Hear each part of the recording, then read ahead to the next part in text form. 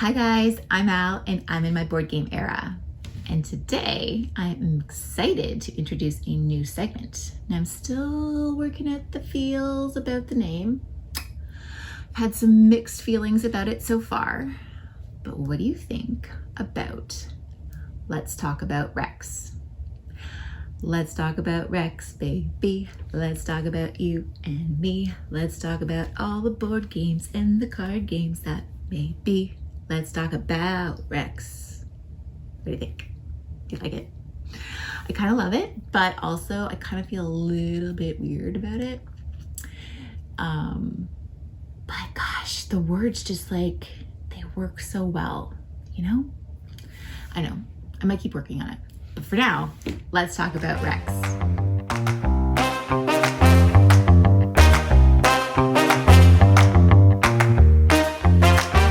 All right, let's get into these Rex.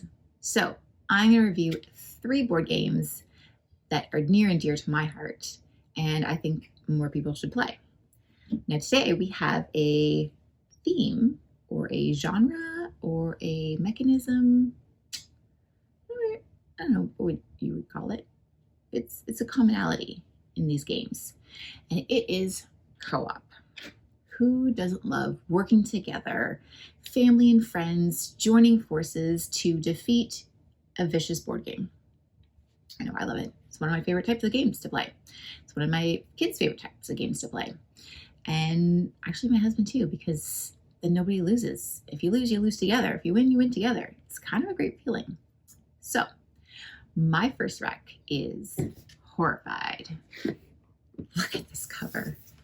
I mean, can we just start with that? Because holy moly, it has everything you'd ever want in a horror-ish genre. It's not even horror. It has horror monsters, like the classic horror monsters, which just, who doesn't love a good Frankenstein and the Mummy or Dracula? Oh my God, be still my heart, Dracula. What's great about this game is that you get to work against those monsters in a little town with villagers whom you get to save and run around town trying to be the best monster killer you can be. It comes with a bunch of different players, so you can choose who you want to be, and each of them have an asynchronized ability, which is pretty cool. You collect different tokens around the different parts of the city, which help you defeat the monsters. And the pièce de résistance, the monsters. So you can make this game as hard or as easy as you want it to be. It comes with 6 monsters. 1, 2, 3, 4, 5, 6. 6 monsters. Wolfman, Dracula, Frankenstein and the Bride, the Mummy, the Invisible Man, Creature from the Black Lagoon. Classic. Each one has a bit of a different puzzle you need to solve or things you need to collect or do in order to defeat them. So for instance, Dracula, you need to collect 4 of his coffins and then defeat him at the graveyard. No, just have to go to space. That's it. You got to go to him, defeat him. Frankenstein and the Bride, you have to make them more human. So you have to do things, turn in different pieces that increase their humanity. So cool. Or the Mummy one, you have to rearrange these little scarabs on here. It's like a fun little puzzle you have to do by turning in the tokens that you collect. It is such a good game, and you can play with as many monsters as you like to make it as hard as you like, or as few monsters.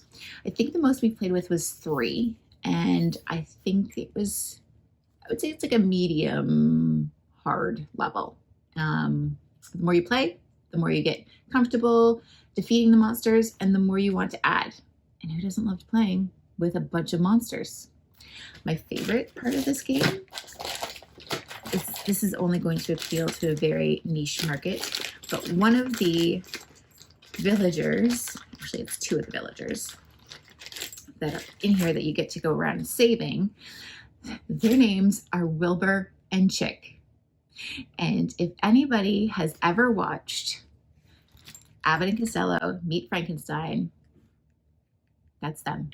That's Wilbur and Chick from that movie. And this just makes my heart so happy because that is one of my favorite movies ever. I love Abbott and Costello and I love Wilbur and Chick. They're like my favorite characters that they've played. So I was so excited to see them in here. And it just ties that classic horror movie genre into the game, which is amazing. I love it. So my first recommendation for co-op games is Horrified. Okay, my next co-op rec is called Castle Panic. Now, I don't want you to worry. There will be other themes more than monsters. Okay, don't worry, I got you.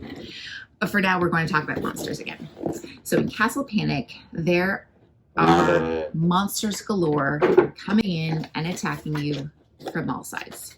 And it is your job and your team's job to defend your castle at the center. So you have these cool little 3D castle pieces that you stand up around this castle section in the middle of your board. And then on each turn, monsters start in the forest and they move closer and closer to your castle to try and get in there and knock down all of the castle pieces, at which point they will have defeated you. If you're able to stop all of the monsters and still have some castle left standing, you win. Now, sounds pretty easy. How hard could it be? Well, you have a hand of cards that you can use to defeat these monsters as they come onto the board. Some of them are only used in certain areas of the board, making it harder, and only in certain colors. So this one is a blue archer, which can only defeat monsters in this section of the board. This one is a green swordsman, so it can only defeat monsters in this area of the board. Now these monsters, you say, each have a different life number. So some of them might only have one to defeat them. So if this goblin was in this swordsman space, he could just cut his head off and away he would go. But if there was an orc, let's say, in this space, the swordman is only going to do 1 damage, unless you have a special ability card, which is also found in this deck, which can give multipliers or add a little bit of strength to your cards as you deal damage. So if you're only allowed to do 1 damage at a time, you would hit this orc and he would go down to 1 health. Now, monsters aren't very bright.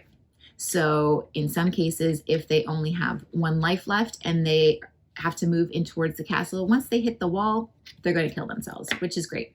However, if they have more than 1 life left and they're hitting the wall, they're going down to 1 life and they're still there to enter your castle and cause some real messes. They're not good. Okay, let's not make that happen. We're going to hold them off. Okay, so this is a great game. I believe it plays 1 to 6 players, which is great for large families or large groups. And it's quick and easy to learn and teach and fun for the whole family. We started playing this game with our kids when they were, I think, four-ish, and they picked it up really quick. I mean, we play with an open hand when they were really little, so everybody could kind of help, which is fine in a co-op game. Everybody is there to help each other. So it's great for all ages and it's fun. It's a fun time for adults and for children. And as you play more through the game, there are different variants you can play as at the end of the rule book where you can increase the level of difficulty. So if you're up for a bit more of a challenge, this game has you ready to rock. So that is my second co-op recommendation. That is Castle Panic. And for my last co-op rec, we have the one, the only, the first game ever to come into our collection and start our love of this hobby. Ta-da! Pandemic. Now, might be a bit of a hot take. Pandemic, one of the best games ever. So stinking good. Even after all this time playing different board games, Pandemic remains at the top of our love list. It brings people together. And in light of what we've gone through in the last few years, people really need to come together to defeat these stinking epidemics that were coming across the world, which is what happens in the game of Pandemic. You and 3 of your closest friends work together to stop the spread of 4 ugly, terrible diseases spreading across the globe. Now, this might look like an intimidating board and like you need to know a lot about geography. You don't. Don't worry about it. My initial thought too doesn't really play into it because every spot on the map is named conveniently for you. It just takes a minute to kind of figure out where everything is, but there's also color coding. So when a card is flipped over and it's yellow, you know that you're going to look into the yellow sections of the board. For anybody who might have challenges with colors, there's also different symbols involved where it can help you identify where you're going on this map. So each player has a different ability that's going to help defeat these 4 diseases spreading across the world. If you can defeat, you don't need to eradicate them, which would need to wipe them right off the board. If you are able to defeat 4 of these diseases, there's only the 4, if you're able to defeat the 4, then you win. But like any good co-op game, this game is trying to crush your soul. So there's multiple ways for you to lose, but there's only really one way for you to win. So you lose if you run out of cards in your player deck here, which helps to move you around the board and defeat the diseases in different areas of the board. You lose if your outbreak token gets to this scary looking marker here. You also lose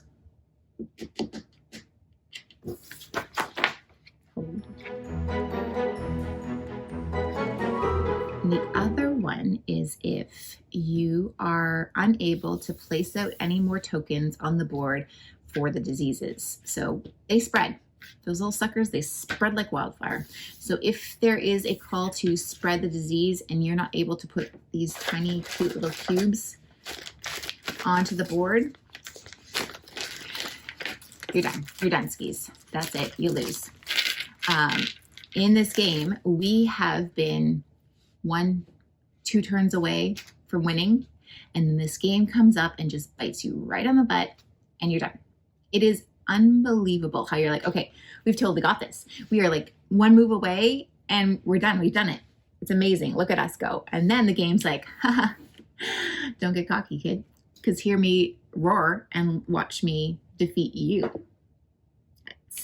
It is soul crushing and maddening, but it keeps you coming back for more every single time. I cannot tell you how many times we've played this game, lost, and like, okay, set it up. We're going again. This is happening. This time we know we got your number, Pandemic, and we are going to defeat you like nobody's business. And does it always happen? No. I think we've played this game maybe 20 times, and I think we've only won maybe 5. It's not a great record, but I'm not ashamed of it because this game is so good that we don't even care if we lose. It is so fun. Highly recommend. 10 out of 10. Go get it right now. It's actually what happened every time we played this game with other people. They have gone out and purchased this game because they immediately fell in love like we did. So that is my 3rd recommendation, Pandemic. Okay, guys, these are my 3 co-op recs for Let's Talk About Recs, baby. Working title. We'll see how it goes. Until next time, I hope this was enough to get you into your board game era. Thanks, guys.